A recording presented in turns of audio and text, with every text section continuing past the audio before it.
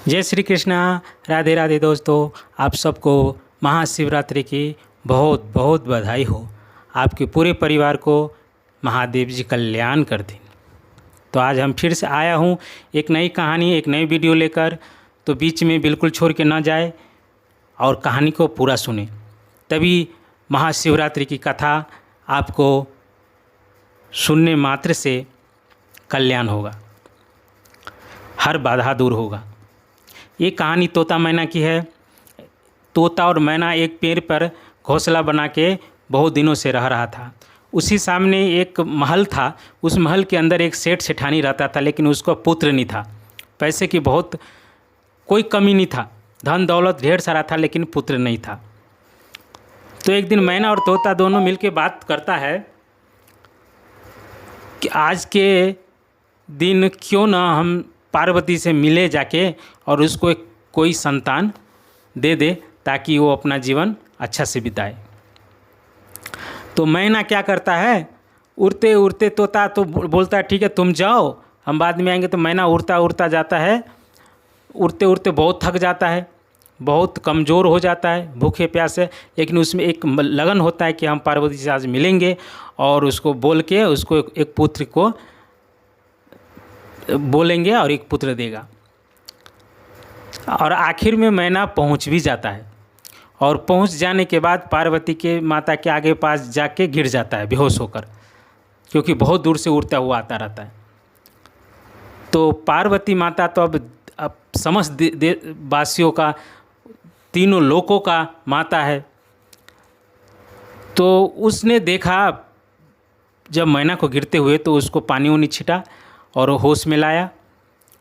तो बोला क्या बात है, तुम इतना व्याकुल और इतना उदास कैसे आया इधर?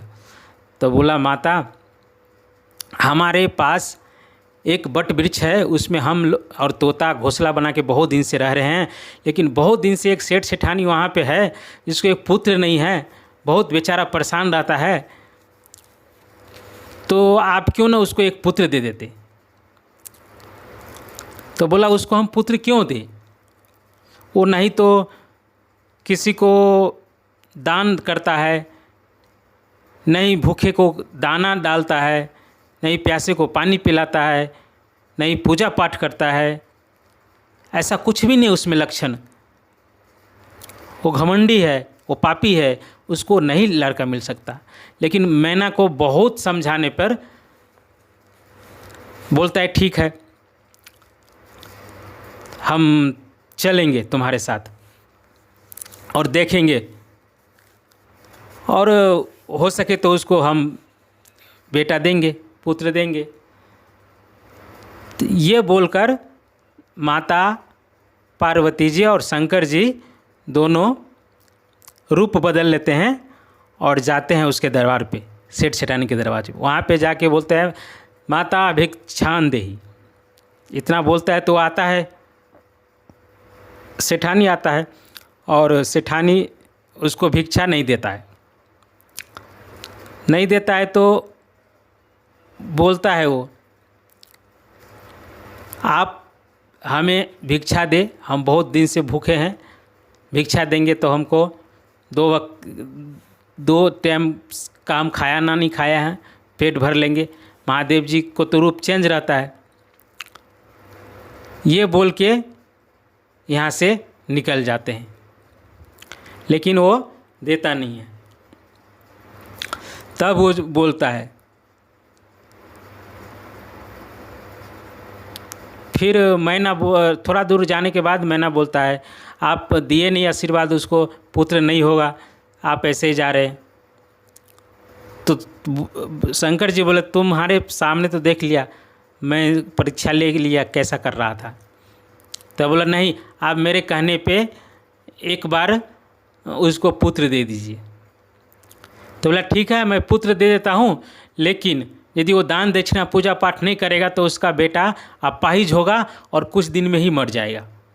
तो उसको समझाना बुझाना तुम्हारा काम है, तुम उसको सही रास्ते पे लेके आओ। मैना बोला ठीक है, हम कोशिश करेंगे। तो उसको एक पुत्र दिया, पुत्र दे दिया। अब उसके घर में बहुत खुशी की लहर हो गया।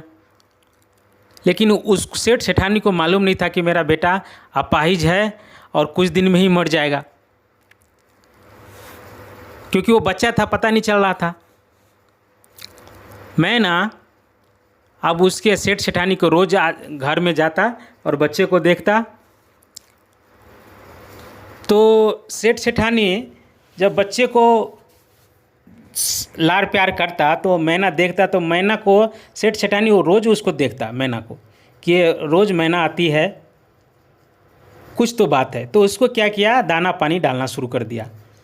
दाना पानी डालने शुरू कर दिया तो वो चिड़िया खाने लगी, मैना खाने लगा, पानी भी पीने लगा। अब रोज़ आने लगा। एक तो पुण्य काम होने लगा उसका।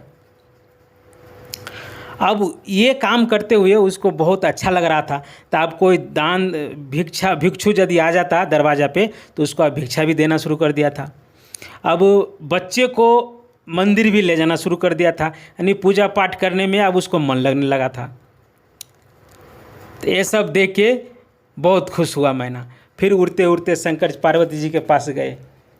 बोला, देखिए प्रभु, हमने अपना वादा किया पूरा, आप अपना वादा पूरा करिए, उस बच्चे को जीवन दान दे दीजिए।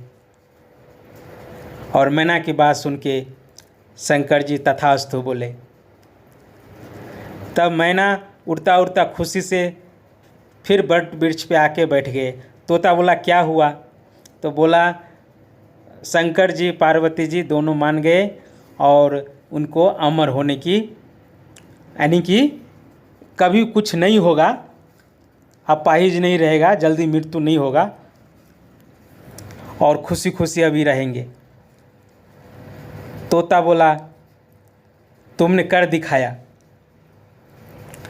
यदि पूजा पाठ और मेहनत से लगन से किया जाए तो वो अवश्य सफल होता है। अनजाने में सही सेठ सेठानी गलत रास्ते से सही रास्ते आ गया, तो ऐसे ही मन को हमेशा धैर्य रखे, शांति रखे और शांति दिमाग से सोचे। जय श्री कृष्णा, जय श्री राधे राधे। हो सके तो प्यासे को पानी पिलाना चाहिए, भूखे को खाना खिलाना चाहिए। कोई सा भी जीव हो, हर किसी जीव को जरूर पानी पिलाए।